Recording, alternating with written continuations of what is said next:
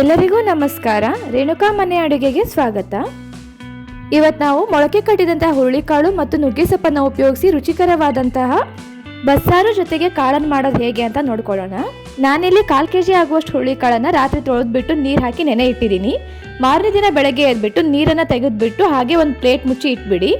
ಸಂಜೆ ಅಷ್ಟೊತ್ತಿಗೆ ಸ್ವಲ್ಪ ಮೊಳಕೆ ಬಂದಿರುತ್ತೆ. ತಿರುಗಾ ಇನ್ನೊಂದು ದಿನ ಬಿಟ್ಟು ಮಾರನೇ ದಿನ ನೋಡಿದರೆ ತುಂಬ ಜಾಸ್ತಿ ಮೊಳಕೆ ಬಂದಿರುತ್ತೆ. ಈ ಮೊಳಕೆ ಕಟ್ಟಿದಂಥ ಹುರುಳಿಕಾಳನ್ನು ಕ್ಲೀನಾಗಿ ತೊಳೆದ್ಬಿಟ್ಟು ಒಂದು ಕುಕ್ಕರಲ್ಲಿ ಹಾಕ್ಕೊಳ್ತಾ ಇದ್ದೀನಿ.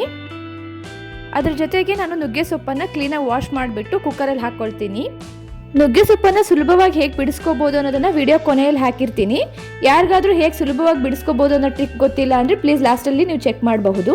ನಾನಿಲ್ಲಿ ಕಾಳು ಮತ್ತು ಸೊಪ್ಪು ಮುಳುಗುವಷ್ಟು ನೀರು ಹಾಕ್ಕೊಂಡು 1 ಬಟ್ಲು ಕಾಯಿ ತುರಿ ಹಾಕ್ಕೊಳ್ತಾ ಇದ್ದೀನಿ. ಜೊತೆಗೆ ಅರ್ಧ ಸ್ಪೂನ್ ಆಗುವಷ್ಟು ಉಪ್ಪು ಹಾಕ್ಕೊಂಡ್ಬಿಟ್ಟು ಸುಮಾರು 3 ವಿಷಲ್ ಹೊಡೆಸ್ಕೊಳ್ತಾ ಇದ್ದೀನಿ. ಇವಾಗ ಪಕ್ಕದಲ್ಲೇ ಮಸಾಲೆ ರೆಡಿ ಮಾಡ್ಕೊಳ್ಳೋಣ. ನಾನಿಲ್ಲಿ 15 ಕಾಳು ಮೆಣಸು ಸ್ವಲ್ಪ ಎಣ್ಣೆ ಹಾಕಿ ಹುರ್ಕೊಳ್ತಾ ಇದ್ದೀನಿ. ಅದರೊಟ್ಟಿಗೆ 1 ಟೀ ಸ್ಪೂನ್ ಆಗುವಷ್ಟು ಧನಿಯಾ ಹಾಕಿ ಹುರ್ಕೊಳ್ತಾ ಇದ್ದೀನಿ. ಇದು ಸ್ವಲ್ಪ ಕಂದು ಬಣ್ಣಕ್ಕೆ ತಿರುಗಿದ ಮೇಲೆ 1 ಟೀ ಸ್ಪೂನ್ ಆಗುವಷ್ಟು ಜೀರಿಗೆನ ಹಾಕಿ ಹುರ್ಕೊಳ್ತಾ ಇದ್ದೀನಿ.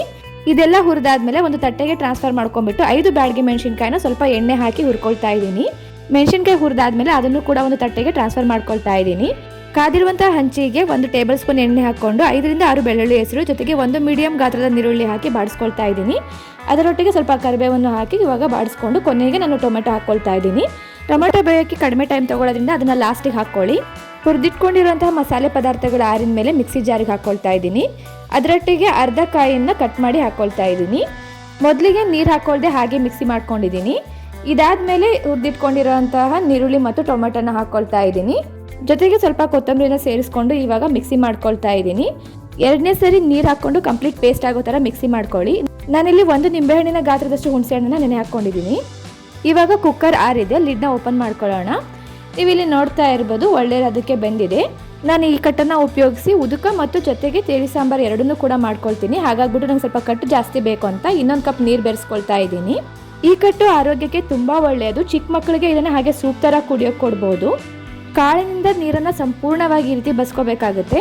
ಅದರಲ್ಲಿ ಸ್ವಲ್ಪ ಕಟ್ಟನ್ನ ತಗೊಂಡ್ಬಿಟ್ಟು ಅದಕ್ಕೆ ನಾನು ಸ್ವಲ್ಪ ಉಪ್ಪು ಹಾಕ್ಕೊಳ್ತಾ ಇದ್ದೀನಿ. ಜೊತೆಗೆ ಹುಣಸೆ ರಸ ಹಾಗೂ ಮಿಕ್ಸಿ ಮಾಡಿ ಇಟ್ಕೊಂಡಿರುವಂಥ ಮಸಾಲೆ ಹಾಕ್ಕೊಳ್ತಾ ಇದ್ದೀನಿ.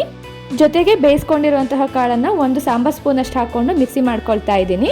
ಇದಕ್ಕೂ ನೀರು ಹಾಕ್ಕೊಂಡ್ಬಿಟ್ಟು ಕಂಪ್ಲೀಟ್ ಪೇಸ್ಟ್ ಥರ ಮಿಕ್ಸಿ ಮಾಡ್ಕೊಂಡ್ಬಿಟ್ಟು ನಾವೇನು ರೆಡಿ ಮಾಡ್ಕೊಂಡಿದ್ದಂತಹ ಸಾಂಬಾರಿಗೆ ಇದನ್ನು ಹಾಕಿ ಮಿಕ್ಸ್ ಮಾಡ್ಕೋಬೇಕಾಗುತ್ತೆ. ಕೊನೆಯಲ್ಲಿ ಎಲ್ಲ ಪದಾರ್ಥಗಳು ಒಂದೇ ಸಮಕ್ಕೆ ಬೇರೆಯೋ ಥರ ಕ್ಲೀನಾಗಿ ಮಿಕ್ಸ್ ಮಾಡ್ಕೊಳ್ಳಿ.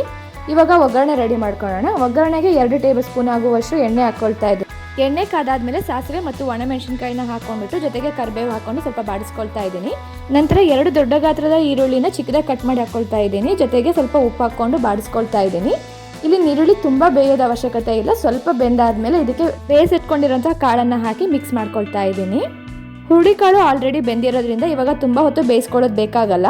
ಸುಮಾರು 2 ನಿಮಿಷ ಆಗುವಷ್ಟು ಲಿಡ್ ಮುಚ್ಚಿಟ್ಟು ಕೊನೆಗೆ ಕೊತ್ತಂಬರಿ ಹಾಕಿ ಒಂದ್ಸರಿ ಕ್ಲೀನಾಗಿ ಮಿಕ್ಸ್ ಮಾಡ್ಕೊಂಬೇಡಿ. ಇವಾಗ ರುಚಿಕರವಾದಂತಹ ಹಾಗೂ ಆರೋಗ್ಯಕರವಾದಂತಹ ಕಾಳು ರೆಡಿ ಆಯಿತು. ನಾನು ಉದುಕ ಮತ್ತು ಕಾಳನ್ನು ರಾಗಿ ಮುದ್ದೆ ಜೊತೆಗೆ ಸರ್ವ್ ಮಾಡ್ತಾ ಇದ್ದೀನಿ. ರಾಗಿ ಮುದ್ದೆ ಮಾಡೋದು ಹೇಗೆ ಅಂತ ನಾನು ಇನ್ನೊಂದು ವಿಡಿಯೋದಲ್ಲಿ ಅಪ್ಲೋಡ್ ಮಾಡಿರ್ತೀನಿ. ನೀವು ಬೇಕಂದರೆ ಅದನ್ನು ಕೂಡ ಚೆಕ್ ಮಾಡಬಹುದು. ಇದಕ್ಕೆ ಕೆಲವೊಬ್ಬರು ಬಸ್ಸಾರು ಅಂತಾರೆ, ಹೀಗೆ ಕೆಲವು ಕಡೆ ಇದನ್ನು ಉದುಕ ಅಂತ ಕರೀತಾರೆ. ಇದನ್ನು ಇನ್ನೊಂದು ವಿಧಾನದಲ್ಲೂ ಕೂಡ ಮಾಡ್ಬೋದು. ನಾನು ಅದನ್ನು ಕೂಡ ವಿಡಿಯೋ ಮಾಡಿ ಅಪ್ಲೋಡ್ ಮಾಡಿರ್ತೀನಿ. ಈ ಅಡುಗೆ ನಿಮಗೆ ಇಷ್ಟ ಆಗಿದ್ದಲ್ಲಿ ಚಾನಲ್ನ ಸಬ್ಸ್ಕ್ರೈಬ್ ಮಾಡಿ, ಲೈಕ್ ಮಾಡಿ ಹಾಗೂ ಆದಷ್ಟು ಶೇರ್ ಮಾಡಿ. ಇವಾಗ ನಾವು ನುಗ್ಗೆ ಸೊಪ್ಪನ್ನು ಹೇಗೆ ಸುಲಭವಾಗಿ ಬಿಡಿಸ್ಕೊಳ್ಳೋದು ಅನ್ನೋದನ್ನು ತೋರಿಸ್ಕೊಡ್ತಾ ಇದ್ದೀನಿ.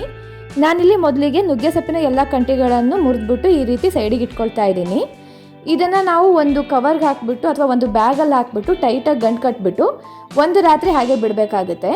ನಾನಿವತ್ತು ಕಟ್ಬಿಟ್ಟು ಹಾಗೆ ಬಿಡ್ತಾ ಇದ್ದೀನಿ. ಇದು ಮಾರನೇ ದಿನ ಇದನ್ನು ಓಪನ್ ಮಾಡಿ ತೋರಿಸ್ತಾ ಇದ್ದೀನಿ. ಮಾರನೇ ದಿನ ಓಪನ್ ಮಾಡಿದಾಗ ನೀವು ನೋಡ್ತಾ ಇರ್ಬೋದು ಎಲೆಗಳೆಲ್ಲ ತಾನಾಗೆ ಬಿಚ್ಕೊಂಡಿದೆ. ಹೀಗೆ ಕೈಯಿಂದನೇ ಸ್ವಲ್ಪ ಕೊಡುಕೊಂಡ್ಬಿಟ್ಟು ಎಲ್ಲ ಕಡ್ಡಿಗಳನ್ನು ನೀವು ಈ ರೀತಿ ಆರಿಸಿ ತೆಕ್ಕೊಂಬಿಡಿ ಸೈಡಿಗೆ. ಈ ರೀತಿ ಎಲ್ಲ ಎಲೆಗಳು ಆಲ್ರೆಡಿ ನಿಮಗೆ ಬಿಟ್ಕೊಂಡಿರುತ್ತೆ, ನೀವೇನು ಎಫರ್ಟ್ ಹಾಕೋದು ಬೇಕಾಗಲ್ಲ. ಇವಾಗ ನೋಡ್ತಾ ಇರ್ಬೋದು ಎಲ್ಲ ಕಡ್ಡಿಗಳನ್ನ ಆರಿಸಿದ ಮೇಲೆ ಎಲೆ ಸಪ್ರೇಟಾಗಿ ಉಳ್ಕೊಂಡಿದೆ. ಈ ಎಲೆಯಲ್ಲಿ ಚಿಕ್ಕ ಪುಟ್ಟ ಕಡ್ಡಿಗಳು ಇದ್ರೂ ಕೂಡ ಅದನ್ನು ವಾಶ್ ಮಾಡಬೇಕಾದ್ರೆ ಪಾತ್ರೆ ತಳದಲ್ಲಿ ಅದು ಉಳ್ಕೊಳ್ಳುತ್ತೆ.